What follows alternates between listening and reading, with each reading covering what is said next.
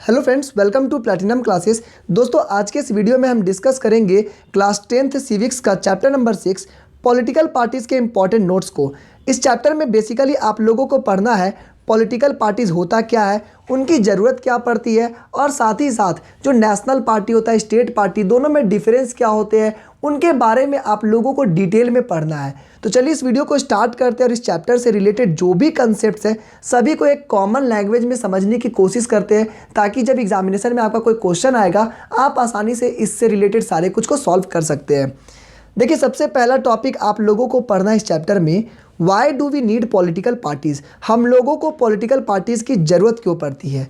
तो देखिए, political parties एक ग्रुप ऑफ पीपल होता है जो कि इलेक्शन में खड़ा होता है, जो इलेक्शन में कॉन्टेस्ट करता है और जीतने के बाद गवर्नमेंट का फॉर्मेशन करता है। तो इनका अपना कुछ पॉलिसीज़ होता है, उनका कुछ प्रोग्राम होता है जो कि सोसाइटी के बेनिफिट के लिए होता है। तो मान के चलिए कोई पॉलिटिकल पार्टी वो आपसे वोट मांगने आती है, आप उनको वोट देते हैं, जीतने के बाद वो गवर्नमेंट का फॉर्मेशन करती है और उसके बाद उनका जो प्रोग्राम, उनका जो स्कीम होता है वो आपके बेनिफिट के लिए वो होता है और उसी के लिए वो रूल करते हैं। ठीक है, अब बात करते हैं फंक्शंस ऑफ पॉलिटिकल पार्टीज़।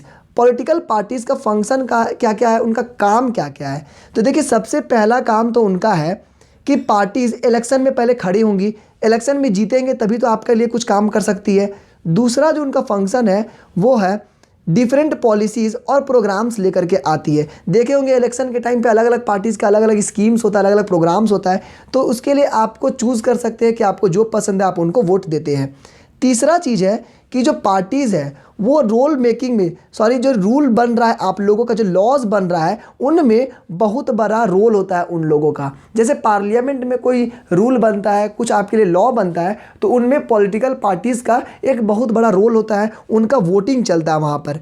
ठीक है, चौथी चीज़ है कि जो पार्टीज़ है वो गवर्नमेंट को रन करने के लिए होती है। अगर पार्टीज़ ही नहीं रहेंगी तो गवर्नमेंट चलेगा कैसे, सबसे बड़ा क्वेश्चन। तो इनका यहाँ भी काम होता है। पांचवा चीज़ है those parties that lose in election play the role of opposition. मान के चलिए कोई पार्टी हार गई इलेक्शन में, यानी कि वो अपने कंस्टिट्यूएंसी से तो जीती है, लेकिन जब हम बात करेंगे ओवरऑल की तो ओवरऑल उनकी पार्टीज हार गई है।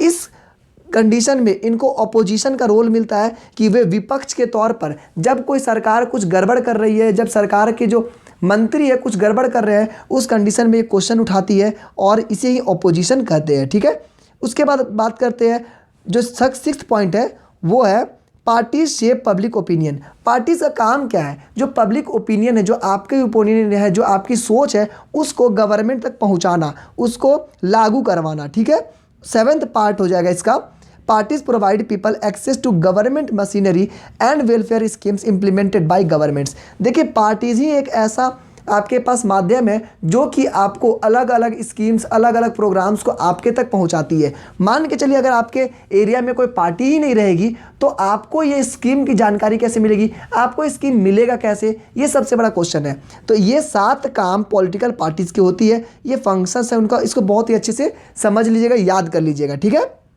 अब आते हैं नेक्स्ट पॉइंट पे, the necessity of political parties. तो देखिए, जो ऊपर में आंसर लिखे हैं आप बिल्कुल उसी चीज़ को यहाँ भी कॉपी कर सकते हैं कि हमारे लिए पॉलिटिकल पार्टीज़ की ज़रूरत क्या पड़ती है। तो देखिए, जो उनका काम है वही तो हमारा ज़रूरत है, सबसे बड़ा चीज़ तो यही है। तो नेसेसिटी ऑफ पॉलिटिकल पार्टीज़ यही है कि वो हमारे ओपिनियन को ले जाती है, वो हमारी गवर्नमेंट को रन करती है, अलग अलग इशूज़ होता है, अलग अलग जो प्रॉब्लम्स होता है वो गवर्नमेंट को दिखाती है, साथ ही साथ वो हमारे जो कंडीशंस है उसको और भी अच्छा बनाने में हेल्प करती है, और साथ ही साथ यहाँ पर जो स्कीम्स होता है, प्रोग्राम्स होता है, जो लॉज होता है वो आपके लिए बनाने में उनका रोल होता है। तो इसीलिए हमें पॉलिटिकल पार्टीज़ की ज़रूरत पड़ती है। ठीक है, उसके बाद बात करते हैं how many parties should we have.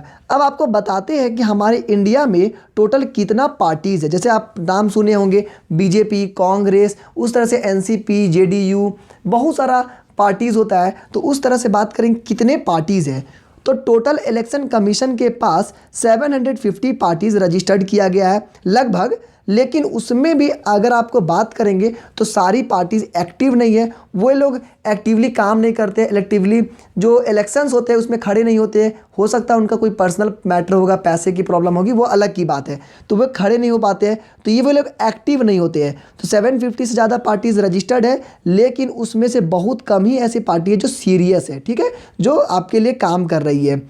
अब बात करते हैं अलग अलग सिस्टम से पार्टीज़ की। देखिए, पहला तो हो गया one party system. One party system का मतलब क्या हुआ?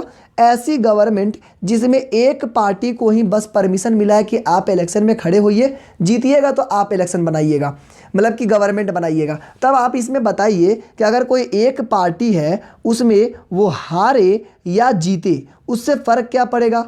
गवर्नमेंट तो वही बनाएगा, क्योंकि सिंगल पार्टी है। तो ये समझ गया डिक्टेटरशिप की तरह ये रूल बढ़ गया। तो ये इंडिया में फॉलो तो फिलहाल नहीं होता और नहीं होगा भी नहीं कभी ज़िंदगी में। तो ये वन पार्टी सिस्टम हो गया। टू पार्टी सिस्टम क्या होता है? जिसमें बेसिकली दो ही पार्टीज़ होती है, या तो आपको इसको चुनना है या तो आपको इसको चुनना है, यानी दो पार्टीज़ में से आपको किसी एक को वोट देना है। तो आपके पास ऑप्शंस मात्र दो ही रहते हैं, तो टू पार्टी सिस्टम हो गया। तीसरी बात करते हैं multi party system. Multi party system क्या होता है? एक ऐसा सिस्टम जिसमें आपको दो से ज़्यादा पार्टीज़ होती है, ठीक है। तो इसमें आपके पास बहुत सारे ऑप्शंस मिलते हैं। जैसे बात करेंगे इंडिया की, तो यहाँ पर आपको मल्टी पार्टी सिस्टम चलती है। यहाँ पर आप देखे होंगे बीजेपी, कांग्रेस, उस तरह से बात करेंगे आपको एनसीपी और भी बहुत सारे जो जेडीयू हो जाते हैं और यहाँ पे जेएमएम हो जाते हैं, बहुत सारे पार्टीज़ मिलते हैं, आप किसी को भी वोट दे सकते हैं। तो वैरायटीज़ आपके पास बहुत सारा है, उनके स्कीम्स अलग अलग है, आप उसको वोट दे सकते हैं। देखिए, इन सभी चीज़ को कंट्रोल करने के लिए हमारे इंडिया में इलेक्शन कमीशन बनाया गया है। इलेक्शन कमीशन का काम क्या है कि जो पार्टीज़ बन रही है उनको रजिस्टर करवाना, उसके बाद उनको देख रेख करना कि इलेक्शन सही से हो रहा है कि नहीं हो रहा है। सारा कुछ इलेक्शन कमीशन के हाथों में दिया जाता है, ठीक है। तो इलेक्शन कमीशन का सबसे बड़ा रोल क्या हो गया कि सारी पार्टीज़ को रजिस्टर किया जाए। ऐसा नहीं है कि जिसको मन किया वो खड़े हो जाएगा इलेक्शन में, आपको पहले रजिस्ट्रेशन करवाना होगा। दूसरा बात क्या हुआ कि सारी पार्टीज़ को एक तरह से इक्वल ट्रीटमेंट दिया जाए, कि मतलब जैसे एक पार्टी को अगर मिला है किसी तरह का रैली करने का, उसी तरह से बड़ी पार्टी जो है और भी पार्टीज है, सभी को इक्वल राइट मिले कि मैं भी रैली कर सकता हूं। तो इस सब का जो देखरेख करती हुई इलेक्शन कमीशन देखती है। लेकिन यहाँ पे देखा गया है कि जो बड़ी पार्टीज होती है उनको थोड़ा सा इलेक्शन कमीशन ज़्यादा वैल्यू देता है, ठीक है। उनको अलग तरह का यूनिक सिंबल मिलता है, जैसे कि बीजेपी के लिए आपका हो गया कमल छाप, उसके बाद कांग्रेस के लिए पंजा छाप, उस तरह से सभी पार्टीज़ को अलग अलग मिलता है। तो उसको आप एक बार देख लीजिएगा कि इस पार्टी का क्या क्या सिंबल है, उसको मैं आगे डिस्कस भी करूँगा, ठीक है। अब बात करते हैं स्टेट पार्टी और नेशनल पार्टी में डिफरेंस क्या है। तो देखिए, स्टेट पार्टी और नेशनल पार्टी का जो डिफरेंस है बहुत ज़्यादा इंपॉर्टेंट है, इसको बिल्कुल भूलिएगा मत, याद रखिएगा। जिस तरह से मैं समझा रहा हूँ बिल्कुल इसको छप जाना चाहिए आपके माइंड में। यहाँ पर बात ऐसा है कि स्टेट पार्टीज़ का मतलब होता है एक ऐसा पार्टी जिसको 6% of the total vote of the election of the legislative assembly मिला है और कम से कम 2 सीट में वो जीता है। इसका मतलब क्या हुआ कि स्टेट पार्टी यानी कि किसी स्टेट में जब इलेक्शन हुआ, उस इलेक्शन में जितना भी वोट मिला होगा उसका 6% वोट, ठीक है, वो वोट किसी को मिला होगा, उससे मतलब नहीं है, लेकिन टोटल वोट का 6% वोट इसको मिलना चाहिए, पहली कंडीशन। दूसरा कंडीशन क्या दिया गया है कि कम से कम 2 सीट पर उसको जीतना चाहिए। जैसे कि अगर बात करेंगे आप झारखंड की, तो यहाँ पे टोटल 81 सीट्स हैं लेजिस्लेटिव असेंबली में, मतलब कि जो झारखंड का जो इलेक्शन होता है उसमें आपको टोटल 81 सीट्स है। तो कम से कम 2 सीट में अगर जीतता है, 66% वोट उसको मिल जाता है, तो वो एक स्टेट पार्टी का उसको दर्जा मिल जाता है, ठीक है ना। उसके बाद बात करते हैं नेशनल पार्टी। नेशनल पार्टी क्या हुआ? इसमें क्या है कि कम से कम 6% of the total vote in Lok Sabha election और assembly election in 4 states and win at least 4 seats in Lok Sabha is recognised as national party. इसका मतलब क्या हुआ? इसका मतलब हुआ कि सबसे पहले तो 6% वोट उनको मिलना चाहिए। कब? जब वो पूरी इंडिया में जब वोट हो रहा है, इंडिया में वोट हो रहा है यानी कि लोकसभा का वोट हो रहा है, उसमें उसको टोटल 6% का वोट मिलना चाहिए। या तो स्टेट में जो इलेक्शन होता है, छोटे छोटे पार्ट में जो इलेक्शन होता है, उसमें टोटल मिलाकर उसको 6% मिलना चाहिए, साथ ही साथ टोटल 4 सीट में उसको जीतना चाहिए, ठीक है। तो ये आपको याद रखना चाहिए। तो ये अगर ऐसी कंडीशन होती है तो वो नेशनल पार्टीज़ का उसको दर्जा मिल जाता है। अब बात करते हैं कुछ इम्पॉर्टेंट जो नेशनल पार्टीज़ है इंडिया में। तो देखिए इंडिया में बेसिकली कुछ बड़े बड़े पार्टीज़ है जिसका नाम आप सुने होंगे, जिसका नाम आप समझते होंगे, पेपर में पढ़ते होंगे, उन्हीं को आप नेशनल पार्टी समझ सकते हैं, ठीक है। तो जैसे कि सबसे पहला जो नाम आता है ऑल इंडिया तृणमूल कांग्रेस। इसके बारे में कुछ डिटेल जान लीजिए कि लॉन्च कब हुआ। तो ये लॉन्च 1 जनवरी 1998 को हुआ और ममता बनर्जी इसकी लीडर थी और आज भी लीडर है, ठीक है। उसके बाद नेशनल पार्टी का दर्जा इनको कब मिला? 2016 में। इनका जो सिंबल है वो क्या, फ्लावर ऑफ ग्रास है। और ये जो पार्टी का जो सोच है, वो पार्टी का सोच क्या है, सेकुलरिज्म और फेडरलिज्म, ये इसका सोच है, ठीक है। तो ये आपको याद रखना है। कुछ आपको इसके बारे में डिटेल्स पढ़ना है तो आप जानकारी ले सकते हैं कि ये वेस्ट बंगाल में पावर में आई है और साथ ही साथ जो जनरल इलेक्शन हुआ था 2014 में, वहाँ पर 3.84% वोट्स मिला और 34 सीट जीती थी, ठीक है। 4th लार्जेस्ट पार्टी था लोकसभा में। तो इतना डिटेल आप लोगों को एग्जामिनेशन में नहीं आएगा, लेकिन अगर आप इसकी जानकारी रखना चाहते हैं तो बिल्कुल आप इसको रख सकते हैं, ठीक है। उसके बाद बहुजन समाज पार्टी बीएसपी जिसको बोलते हैं, उसका फॉर्मेशन हुआ था 1984 में, जो कि कांसी राम ने बनाया था। और उसके बाद उसके बारे में जानेंगे तो वो किसको रिप्रेजेंट करता है, तो वो दलित को, आदिवासी को, ओबीसी को, बेसिकली रिलीजियस माइनॉरिटीज़ है उसको रिप्रेजेंट करने के लिए पार्टी बनाई गई है। और उसके बाद अगर बात करेंगे तो इनका काम क्या है, तो वेलफेयर ऑफ द दलित्स, इसी के लिए ज़्यादातर ये लोग अपना मुद्दा उठाते हैं। और इसका जो गढ़ है यानी कि जो इनका पहुंच है, ये उत्तराखंड, दिल्ली, पंजाब साइड में ज़्यादातर इनका पहुंच है। मध्य प्रदेश, छत्तीसगढ़ में इनका ज़्यादा पहुंच बना हुआ है, ठीक है। यूपी में इनका गवर्नमेंट बहुत बार बन चुका है। तो ये आपको याद रखना चाहिए बीएसपी के बारे में। मोस्ट इंपॉर्टेंट आपको याद रखना है बीजेपी और कांग्रेस के बारे में, ये जनरली एग्जामिनेशन में पूछा जाता है, ठीक है। तो बीजेपी को फॉर्मेशन कब हुआ, कौन किया था? तो ये 1980 में बीजेपी बना और इसे बनाया किसने? श्यामा प्रसाद मुखर्जी ने 1951 में, ठीक है। मतलब ये यहाँ से बनना शुरू हुआ था, लेकिन ये जो 1980 में इसको पूरा तरह से बीजेपी का नाम पड़ा और इसका एक रजिस्ट्रेशन हुआ। आप इसे इस तरह से समझ सकते हैं, ठीक है। इनका आपको पता है कि किस तरह से सोच है, बेसिकली ये कल्चरल नेशनलिज्म की तरफ बढ़ते हैं या आप हिंदुत्व समझ सकते हैं, इस तरह के इनका सोच है। और भी जो आप इनके डिटेल जानना चाहेंगे तो कमल छाप इनका है और 2014 में इनका इलेक्शन जीते थे, साथ ही साथ 19 में जीते इलेक्शन। तो ये सब आपको डिटेल्स जानकारी रखनी चाहिए। Communist party of India CPI के बारे में है कि ये 1925 में बना है और इनका जो सोच है वो मार्क्सिज्म लेनिनिज्म का इनका जो सोच है, सेकुलरिज्म और डेमोक्रेसी का इनका सोच है। और कुछ जो गढ़ है यानी कि जो इनका जो प्रेजेंस है वो वेस्ट बंगाल, केरल, पंजाब, आंध्र प्रदेश, तमिलनाडु में देखने को मिल जाएगा। उसके बाद यहाँ पर अगर बात करेंगे CPIM का, तो इनका जो सोच है वो मार्क्सिस्ट का और लेनिनिज्म का सोच रखते हैं और ये भी सोशलिज्म, सेकुलरिज्म के बारे में सोचते हैं। और साथ ही साथ इनका जो पहुंच है वेस्ट बंगाल, केरल, त्रिपुरा का है। देखिए इसमें सबसे इम्पॉर्टेंट चीज़ मैं आपको बता दूं कि यहाँ पे communist party of India CPI और जो communist party of India CPM, दोनों का डिफरेंस आप यहाँ से लिख लीजिएगा ताकि एग्जामिनेशन में अगर पूछा जाएगा तो आप इसको लिख सकते हैं। तो आप यहाँ से स्क्रीनशॉट भी ले सकते हैं, ठीक है। चलिए आगे बढ़ते हैं। आगे हो गया नेशनल इंडियन कांग्रेस या इंडियन नेशनल कांग्रेस INC। ये कब हुआ? ये 1885 में फाउंड हुआ। और उसके बाद देखिए इसके बारे में जो भी आपको डिटेल से पता है कि ये जवाहरलाल नेहरू भी यहाँ पर इसके टीम में थे और इनका जो पहुँच है पूरे ऑल ओवर इंडिया में है। और साथ ही साथ पंजा छाप इनका अपना सिंबल है और इनका जो क्या बोलते हैं उसका रिज़ल्ट बहुत ही अच्छा देखने को मिला, बहुत बार इलेक्शन में जीते हैं। तो ये बहुत बड़ी पार्टी है हमारे इंडिया के लिए। फिर NCP के बारे में बात करेंगे तो NCP क्या हो गया, ये 1999 में फॉर्म किया गया था। कांग्रेस पार्टी से ही एक ये बंटवारा होकर के ये बना था, ठीक है। तो ये सब आपको कुछ जानकारी इसमें रखनी चाहिए।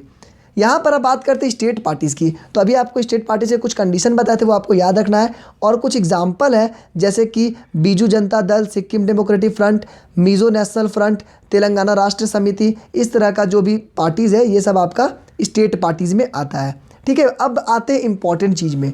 इंपॉर्टेंट चीज़ क्या है आपका कि challenges to political parties. Political parties में चैलेंज क्या क्या है, प्रॉब्लम क्या क्या है।